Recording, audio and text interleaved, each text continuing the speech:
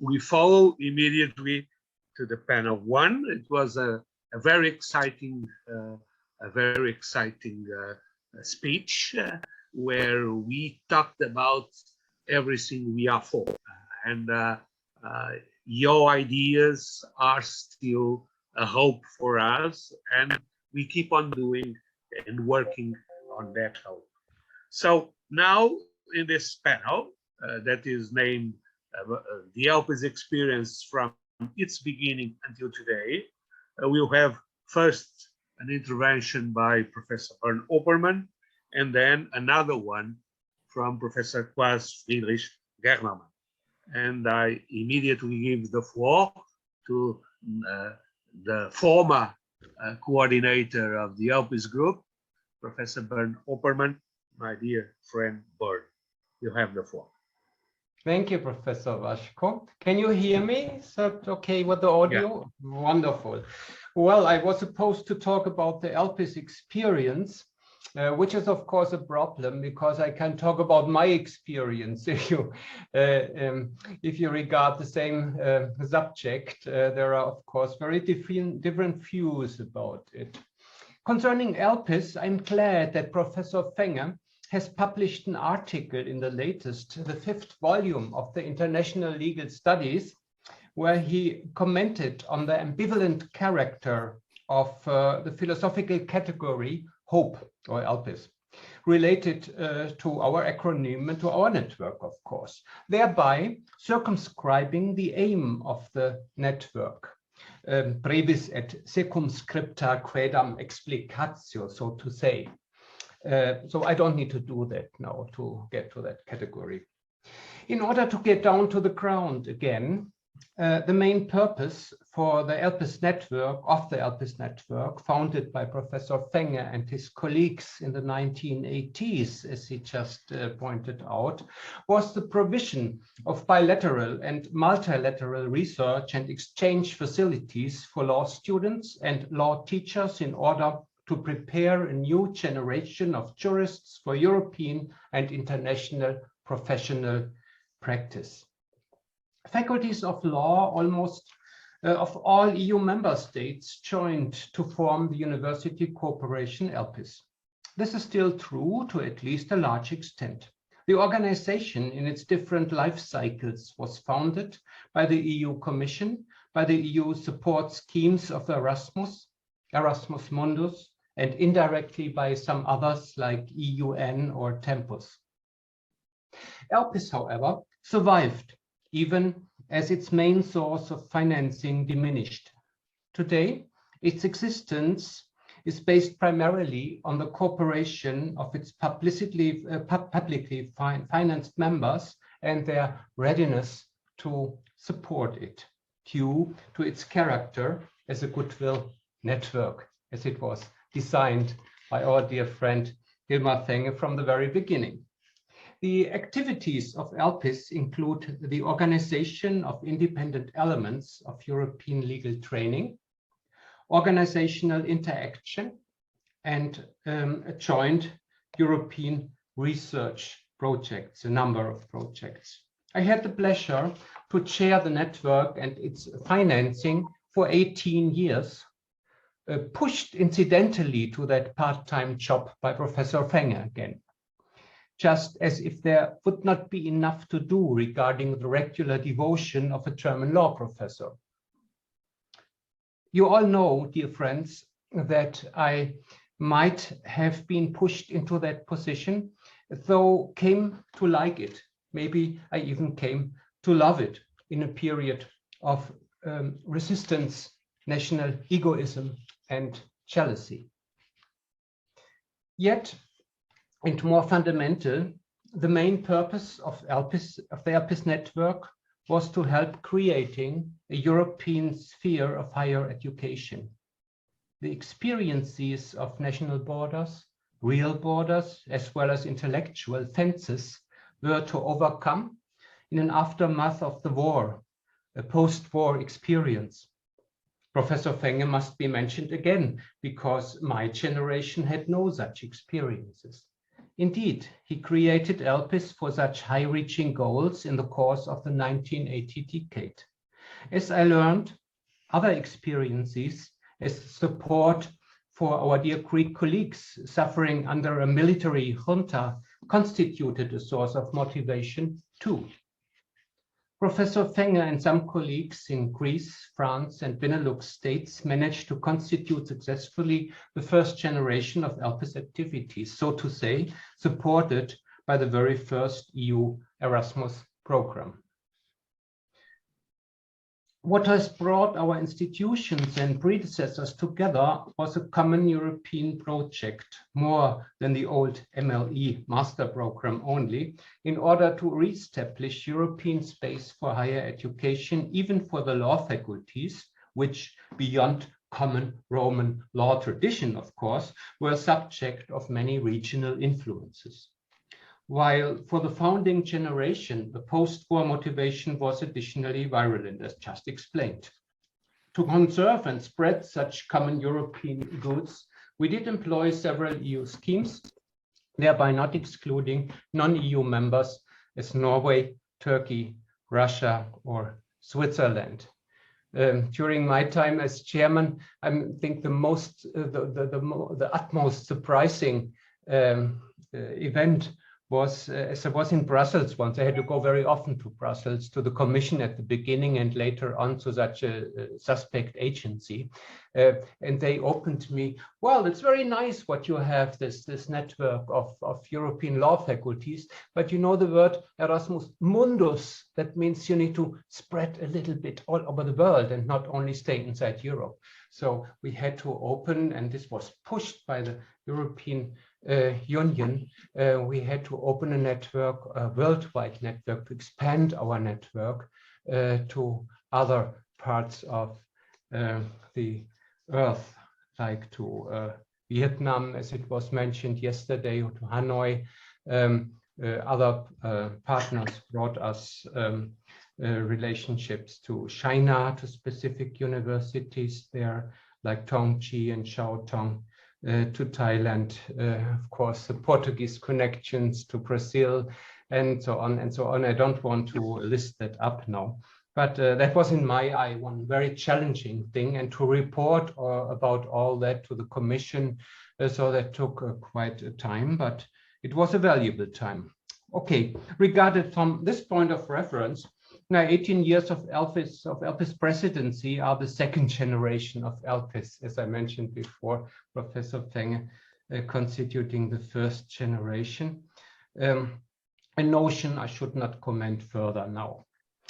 Professor Fenge has entered the 10th centennial of his lifespan very recently with his 90th birthday, and watches the third generation of ELPIS activities, personalized by Professor Vasco Pereira da Silva for the European Network and by Professor Friedrich Germelmann for the Hanover programs and activities for quite a few years. While I had left some infrastructure and the whole project with its different facets, it became even more successful in their hands. Nevertheless, they experienced another. They will talk about it themselves, I guess, but in my view, maybe the biggest challenge, with some national setbacks, where the Brexit constitutes only one example. Since one misfortune comes never alone, as there is a saying, the still prevailing pandemic accompany doubts about the European idea. Thus, the pandemic only topped and strengthened something already pre-existing.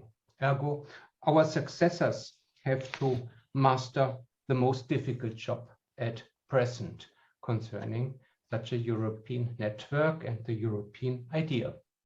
Professor Vasco did a great job on developing formats of ELPIS in the digital world, like online lectures or the ELPIS V Law Review, a digital scientific journal created in 2020 as a part of ELPIS research that alongside ELPIS Master integrates the network, the largest teaching and research network in the field of law, as we all know.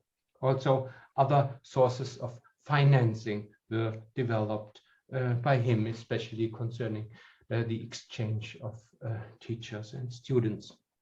due to a slow process of diminishing the appearance of UK law faculties in ELPIS, a process starting before the Brexit or COVID disasters. I was delighted by Friedrich Germelmann's counter-reaction of strengthening and extending the French connection by developing common projects with old and additional new French partners. Maybe to get to another point, the main purpose of ELPIS was having fun. Fun, yes. An aim not too much to debate about. However, I believe that there will be no development of the European idea without the immediate awareness of the others, which was easy to achieve in the past and due to multiple restrictions more difficult to realize at present. Moreover, even the awareness of the present pandemic and its restrictive and sometimes confusing countermeasures prove the intellectual necessity to search for relief from densely drawn lockdowns in order to get out of smelly and brain erasing and atmosphere and dim light in some of our member states. I still remember it was 20 years ago that a specific brand of colleagues at home warned me from taking too much money and effort into the ELPIS network because in their eyes, it was a kind of academic travel agency only, you see. Now, looking back, I would say they were not wrong, but great constructions in legal dogmatics could have been achieved by me and forgotten again, utilizing the time instead we have invested in performing the different modes of Erasmus Mundus. All wasted, and yet I believe the investment was being worthwhile. Without trying to impose on you, dear audience, a hedonist principle, I'm still convinced that the idea of Europe, of European education, and of European science must please its supporters and participants. So to say, it must be fun, in the sense of Nietzsche's joyful wisdom, or die fröhliche Wissenschaft, to bring it in the original tone. Okay, that's so far all I have to say about my experience concerning ELPIS. It would have been much better, of course, to communicate that thing in a chocolate factory or at a Gruyere fabric than in this internet version. It's better than nothing anyway. Thank you for your patience. Thank you very much, my dear friend Bern. Your very interesting speech shows us that things continue going on and that hope can be fun too, which is something really important nowadays and for us that are doing this task. So I give the floor now to Professor Klaus Friedrich Germann. My dear friend Friedrich, you have the floor. Thank you so much, dear Vasco. Thank you, Professor Fenge, for giving us this opportunity to have another conference in your honor. And let me say at the beginning of my very short remarks that for me too, it is mainly a great pleasure to be here. And it's not about it's not just about scientific stringency and scientific work, but it's a scientific pleasure, basically, to be here and to be responsible for at least a part of this great invention, this great network concept. When I'm talking about my ELPIS experience, and my experience necessarily is compared to yours a rather short one still, taking over the responsibility for the Hanover branch was not only an immense joy and enrichment, but it is also, of course, a responsibility and a duty. that concerns both the representation of Hanover in the network, which gives us the opportunity, gives me the opportunity to be with you today and yesterday, but also the responsibility for the partnership in the LLM program that we've got with several of our partner faculties. When regarding the ELPIS experience with, well, a view to those two elements, to those branches, you could distinguish between the experience with the network, experience with the students, and of course the corollary duties, which in my opinion all have changed considerably over the decades. Starting with the network, we have an ever-increasing network. Our network has grown in the last years, owing to, of course, all of our commitment, but also owing to the foundations that Professor Fenge, Professor Oppermann laid, and that Professor Vasco Pereira da Silva is continuing with great success in acquiring new members ever since. And in my opinion, this ever-increasing network is a very good point, a very good experience in our ELPIS community, while at the same time we are still keeping our good traditions and our good working relations, which is necessary in order to keep that network a real network and not just an assembly of people coming together from time to time. Another development, another experience concerning the ELPIS network is its development from Europe to the world. And Professor Oppermann already talked about the beginnings, the possibly rather thorny start, and which, however, has proved to be a very successful endeavor.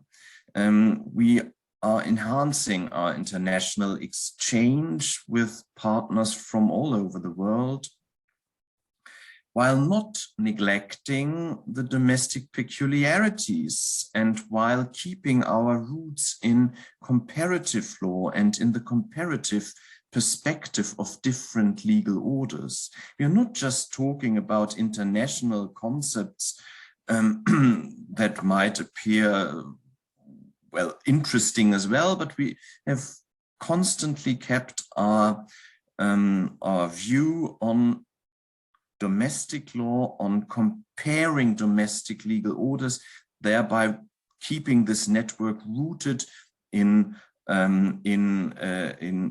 the basis, basically, of national law in an international, in a European perspective. And in my opinion, that is also a very fruitful endeavor. Comparative law becomes more and more important in the modern world, since the international perspective, the international law approach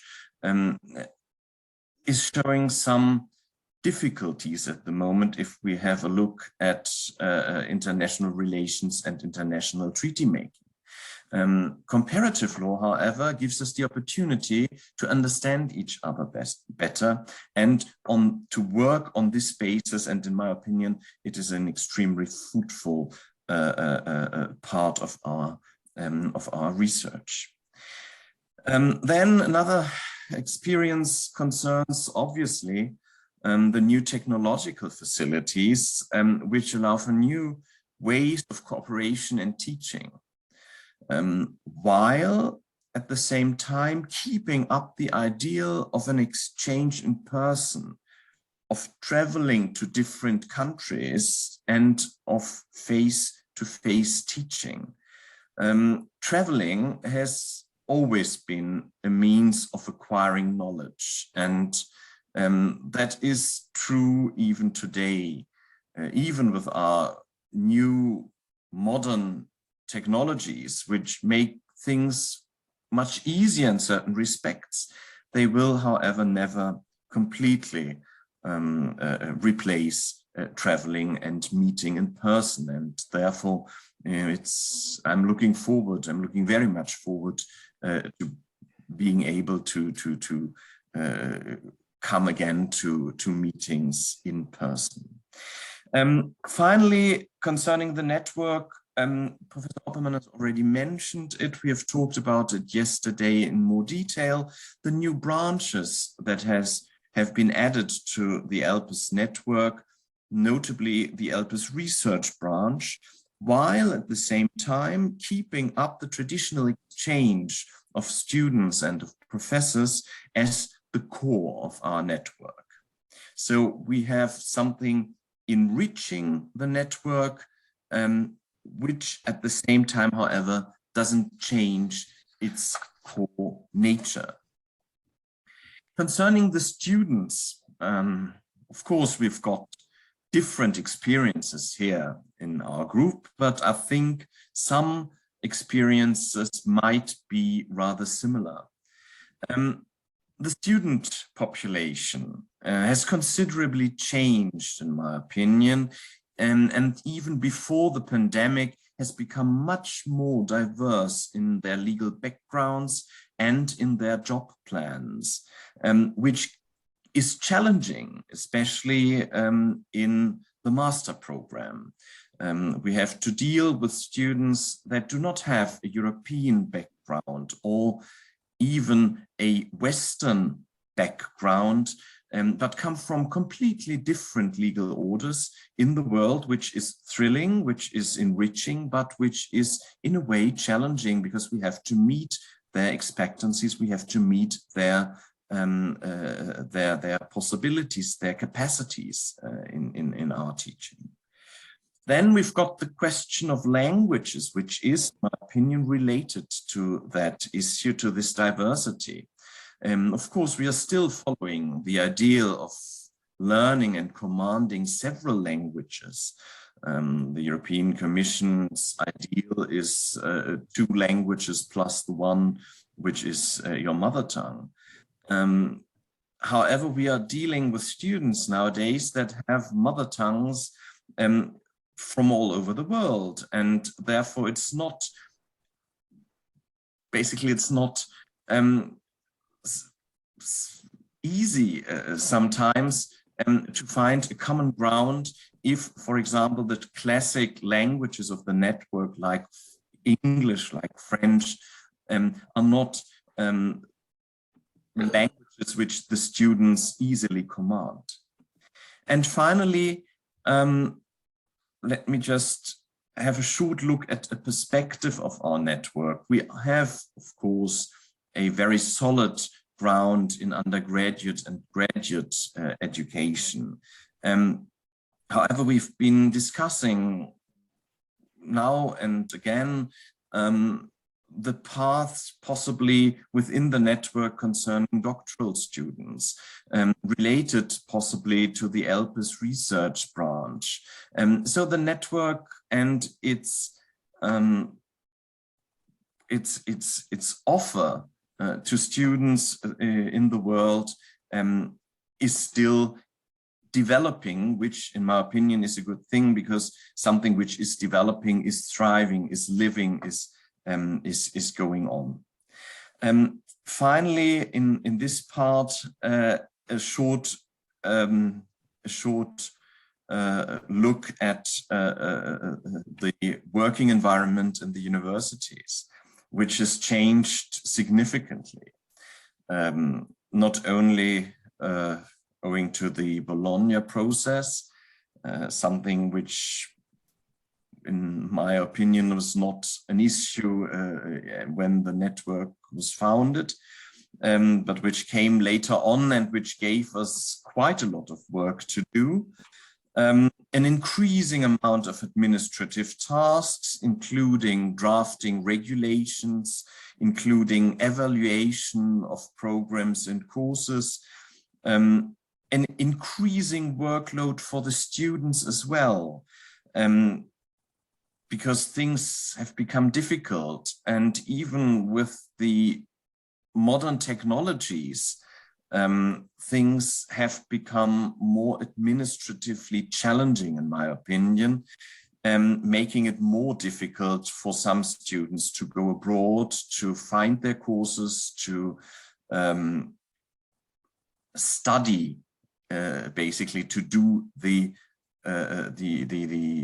thing that they wish to do, that is not filling out formulas, but filling out forms, but study law. And in this context, I would like to praise, and that is another experience, I would like to praise the functioning network as an invaluable incentive for exchange, because it's taking care of the students, the incoming students, the outgoing students. It is supporting them, and it is an extremely helpful partner in accommodating our students. Let me finally have a short look at the question whether the ideas of the 1980s are still valid, because that's also part of the ELPIS experience. Are these ideas still valid? Well, Europe has changed significantly since then. It was an entirely different shape back in the 1980s, with completely different challenges, and concerning European community law as it then was, the same applies to the substantive law issues. A completely different set of rules, a completely different character, much less integrated as it is now. The same applies to the world, basically, and international legal relations. The world has been changing significantly, most significantly, since the 1980s, as has international law and the ways in which international conflicts are being dealt with. The 1990s, for example, the international law of the 1990s can by no means compared to the situation that we've got now. Therefore, it is imperative, in my opinion, to adapt our teaching, and not only the teaching methods, which we will discuss later in this conference, and which we have been discussing year after year in our conferences and meetings, but also the substantive topics we are teaching and which we are talking about. We have to understand the development of the law. We have to understand comparative approaches, and in my opinion, more now than ever. We have to try, by using those means, to reduce complexity for the students, by at the same time keeping depth and high standards of scholarship and transfer of knowledge. So it's not particularly helpful to teach the students the intricacies of an area of law which they can forget after that. And I allude to the words of Professor Oppermann, that dogmatic structures perhaps are futile, can be forgotten easily. We have to make them understand what law is about, how law is developing, how law is helping us to solve conflicts. And of course, at the same time, we have to adapt our law teaching to the requirements of the employment market, the international employment market. Therefore, to sum up, it is obvious, in my opinion, that the long-standing ideas of Professor Fenge, of the founding of the ELPIS network, remain valid. We still have to foster and to deepen our international exchange and our mutual understanding. We have to develop best practices together. We have to present students and researchers with a truly international perspective that can be beneficial both on the international level and on the domestic labor market. So all those ideas, even though we have seen many challenges, remain valid and remain important. And to conclude, let me quote, since I'm quoting the English translation, although I'm more than certain that Professor Fenge, would understand equally well the Latin original. Let me quote on the work for our ELPIS network, a passage of Cicero's De Officiis on moral duties. Duty, he says, may be said to be either contingent or perfect. We may, I think, it is still the quotation, we may, I think, give the name of perfect duty to the absolute right, which the Greeks term katortoma, while contingent duty is what they call katekon. According to their definitions, what is right in itself is perfect duty. That for the doing of which a satisfactory reason can be given is a contingent duty. And in these categories, in my opinion, keeping up the ELPIS network obviously is a perfect duty. Thank you very much. Thank you very much, my dear friend Friedrich. I think it was a very interesting speech that completed the whole thing that we are doing here at the ELPIS project. And now it's time for some discussion. I open the floor to the audience and ask you if you want to say and add something to what has been discussing in the topic about the ELPIS evolution from its beginnings until today. May I have the floor, Chairman? Yes, please. Thank you very much. Speaking about digital technology, the most important thing, I think, is the disruptive character of this technology. Not the normal development, but only the disruptive. This means we have to keep an eye on this always, because things are changing because of this, because of the increasing complexity, because of the opacity, and because of the vulnerability of the digital technology. This is something which, according to my opinion, we have always to have in mind. Thank you very much for that. Yeah, it's very well pointed out, because new technologies give us new opportunities. And one thing that we have done here in the ELPIS project is to adapt to all the circumstances. We had the pandemic, and we tried to do lectures, conferences, a review online. We try to use all the methods, but there is always a kind of uncertainty that regards the use of internet. For instance, in my faculty, last month, there was a hacker that introduced in the computer of the whole university, and for 2 weeks we had no emails communication with us, and after the end all the emails disappeared.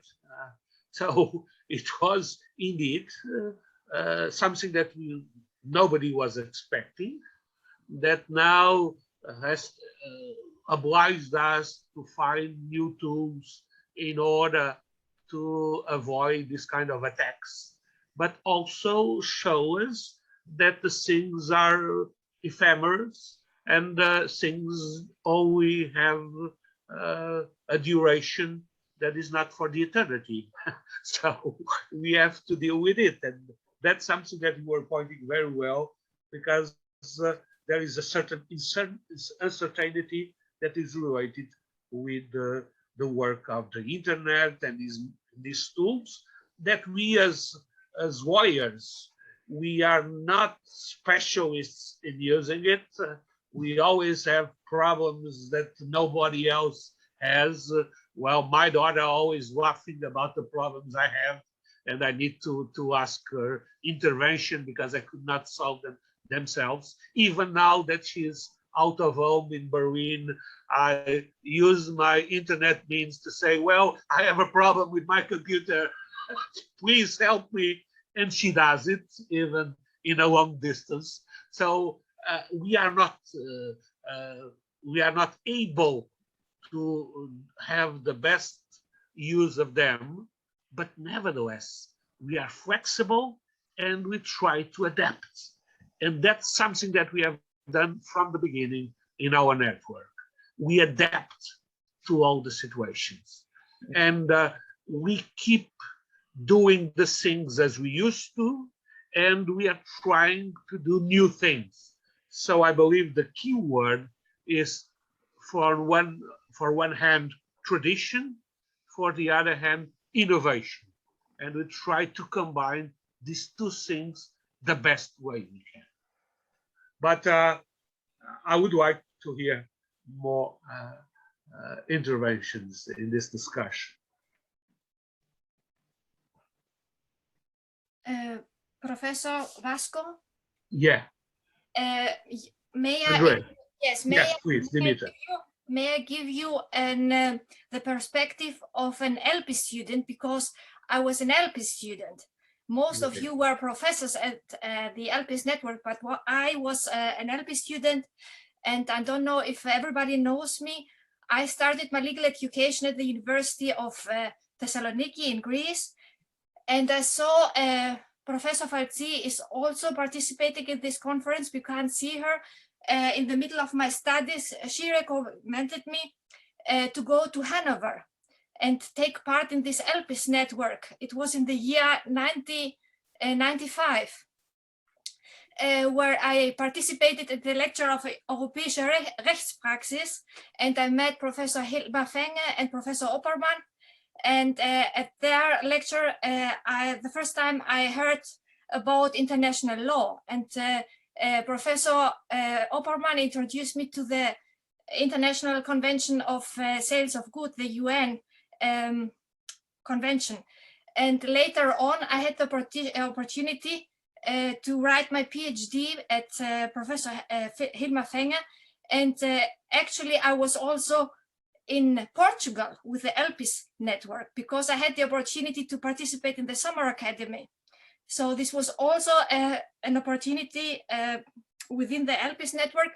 And later on, I also participated in an LLM program in Durham at the University of Durham, which was at that time was always, I don't know if the University of Durham in Great Britain is still in the ELPIS network, but at that time, Rosa Greaves, the professor, was very activated. So I had the opportunity of this comparative perspective of law teaching, and it was really a springboard for my career. So whenever I submitted my CV, I always asked about this ELPIS network, what was on and why I had this opportunity to study at several universities around Europe. So I'm very grateful of having the opportunity to being an ELPIS student. Thank you very much. This is why we call this conference Teaching and Learning, because what we are doing is trying to combine both dimensions. And you are, now that you are teaching, you are telling us the perspective of a student, the time you were a student. And that's very important for us to know that we are doing this job of combining those two perspectives. Thank you very much. And of course, it was always fun. It was fun, but it was also, yes, but we have learned a lot of things, not only me, but all the other students in with whom I studied with. It was a combination of fun and learning a lot. Great. It means that the thing works, because teaching and learning is about people and about communication between professors and students. And that's the most important thing at all. So now I give the floor to Andreas, my dear friend Schwarzer. that I met in Hanover when he was helping Professor Fenge in coordinating the Erasmus, the ELPIS network. My dear Andreas, you have the floor. Yeah, thank you, Vasco, my dear friend. I hope we will meet again in Lisbon next May. I hope so. 2 times the intensive courses are going online, so I hope I have the chance to see you in person and also the students in person. I'd like to point out something on international networks. We have a lot of international cooperation between universities or faculties in the international area. For instance, our university here in Innsbruck is part of the Aurora network. And of course, there are a lot of other networks, and international cooperation is growing, which of course is a positive thing. But if we look to our ELPIS network, I think every network has to find its own profile. It seems that we are on a good way, for instance, adding other areas to the exchange of students and teachers. But I think we have to still work on that. So we have to go on to find our own profile, which is different from other cooperations. And the other thing is, of course, as we know from our personal experiences, all scientific cooperations, especially cross-border or international, are based on individual personal relations. And that is, I think, a very good experience here in our group, that we all are, let's say, friends, and we can discuss very openly. And without these personal relationships, I think no network can function. Thank you. Thank you very much. Indeed, the persons are the essential thing in our job. And even when we use this kind of tools, informatic tools, we are talking to people that we met and that we know. And the conversation by internet means does not replace the meeting person to person, but it can complement it. And nowadays, with this pandemic crisis, when we were not able to fly to Freiburg, and apparently now we could, because things change really quick nowadays, we are doing this conference, but based on the person we met. And of course, meeting to travel is one of the bases of this group, and we experienced it in our lives. Talking about my experience, when the times where there was no Erasmus program and these opportunities were not as big as they are, I prepared my PhD abroad. I lived in Germany, in France, in Italy, in order to prepare the work I was doing. So, and it was very important to do it. So the idea of traveling, of studying abroad, of doing comparative law, of trying to build comparative and European perspective, a global perspective, is from the point of view of the things that we are studying. From the scientific point of view, it's really the biggest point and the most important thing that we are doing. But all that becomes or comes from a personal relation, and that's indeed very important. But I see that our friends in Freiburg also want to add something. It's our friend Arne Kunneke that is coming. if I may, so and if Of course. I'm seen, does it work? Yes.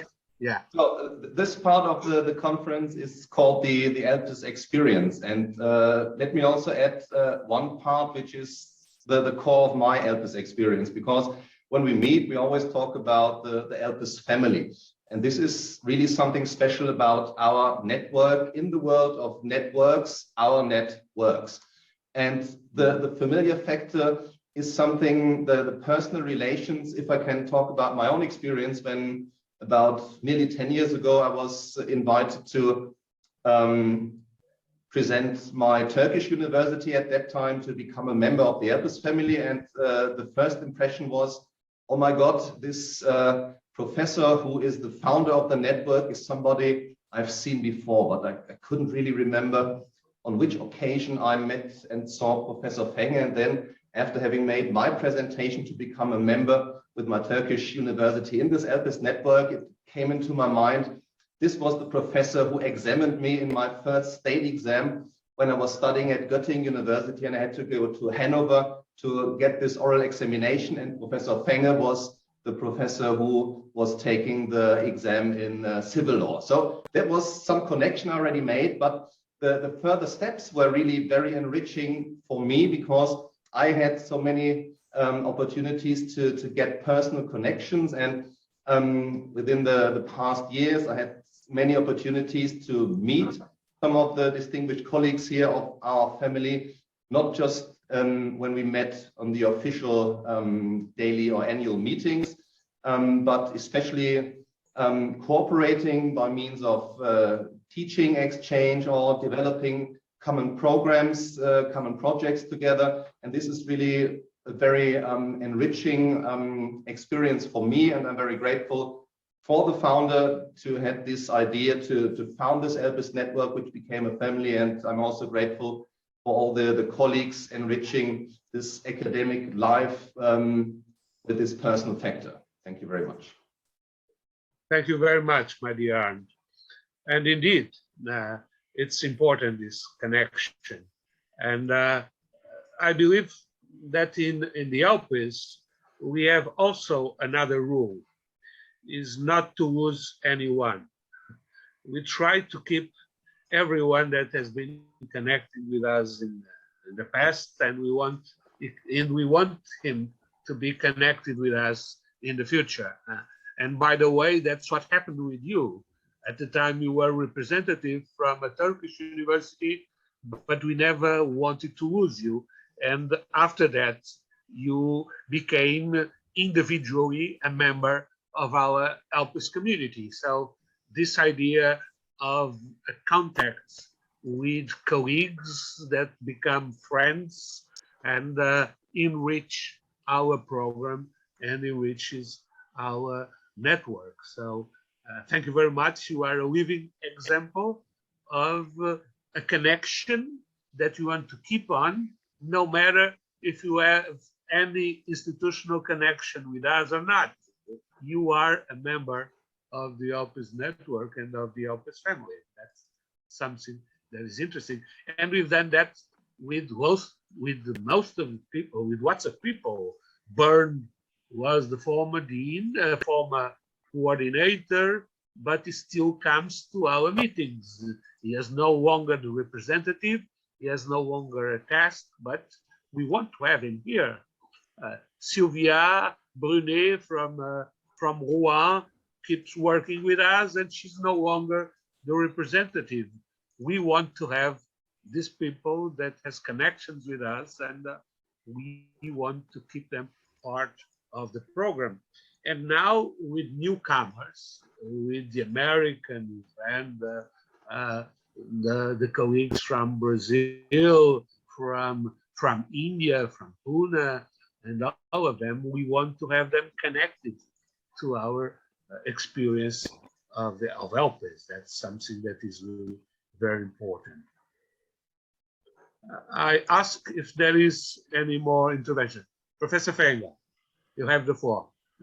Excuse me, just a short remark on my behalf. I realized that the name in connection with my picture puppy.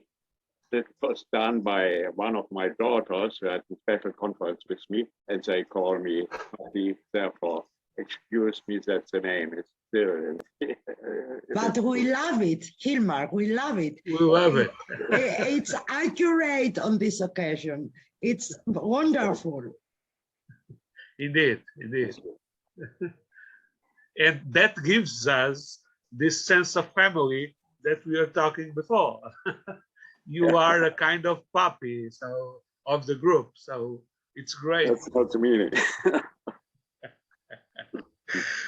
It's great that you have.